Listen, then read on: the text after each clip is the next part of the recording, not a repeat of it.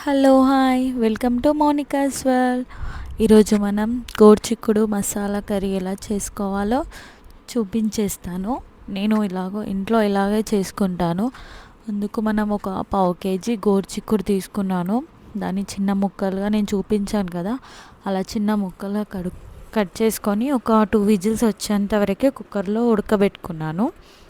ఇప్పుడు అది బాయిల్డ్ అయ్యేలోపు మనము స్టవ్ మీద ఒక కడాయి పెట్టుకొని అందుకు మసాలాకి కావాల్సిన ఒక 2 టేబుల్ స్పూన్ పల్లీలు, ఇంకా 2 టేబుల్ స్పూన్ ఎండు కొబ్బరి వేసుకొని కొంచెం బ్రౌన్ కలర్ అయ్యేంత వరకు వేపుకోవాలి. వేపుకున్నాక ఇవి రెండు కొంచెం ఎక్కువ తొందరగా కడాయి ఎక్కువ వేడి ఉండి తొందరగా వేగిపోయినాయి అని ఇవి తీసేసానండి. తర్వాత మనము నువ్వులు ఒక 2 టేబుల్ స్పూన్స్ వేసుకున్నాను.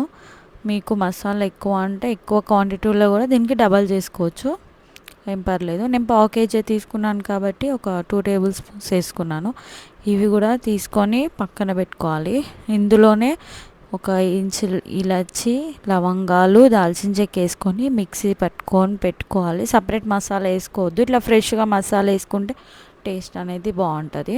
ఇప్పుడు అదే కడాయిలో పెట్టుకొని ఆయిల్ వేసుకోవాలి. ఆయిల్ వేసుకొని ఒక పెద్ద సైజు ఆనియన్ కట్ చేసుకున్నానండి. ఇలా చిన్న ముక్కలుగా కట్ చేసి వేసుకున్నాను. ఇవి ఒక బ్రౌన్ కలర్ లాగా వేగిపోవాలి. అట్లా వేగిపోతే ఏంటంటే టేస్ట్ బాగుంటుంది. మసాలా కర్రీ కదా, ఇట్లా పెద్ద పెద్ద ముక్కలు కాకుండా ఇలా చిన్నగా కట్ చేసుకొని వేసుకోండి.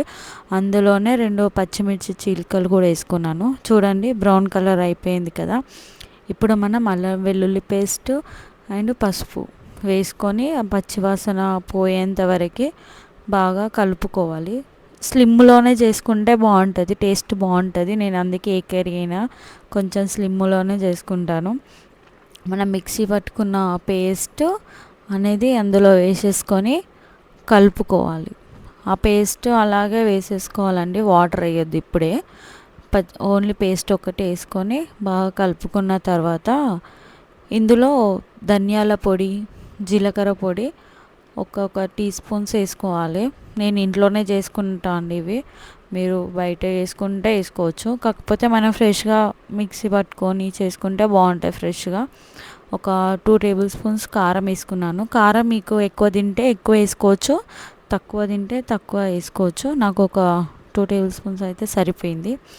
ఇది ఇప్పుడు బాగా ఆయిల్ బయటకు వచ్చేంత వరకు ఇట్లా వేగిన తర్వాత మనం మిక్సీ ఉడకబెట్టుకున్నాం కదా, అది వాటర్తో సహా వేసేసుకోవాలి. మళ్ళీ మనం సపరేట్గా వాటర్ వేయకుండా, ఎందుకంటే ఇది బాయిల్ చేసినప్పుడు దీని టేస్ట్ వాటర్ ఉంటాయి కదా, అది వేసుకుంటే టేస్ట్ అనేది ఇంకా బాగుంటుంది.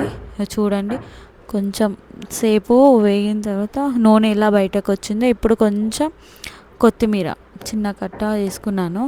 చూడండి టేస్ట్ బాగుంటుంది. ఇట్లా ఇప్పుడు ఎక్కువ గోరుచిక్కుడుకాయ చిన్నపిల్లలు తినను అంటారు కదా, ఇట్లా మసాలా చేసి పెట్టండి, చాలా బాగుంటుంది.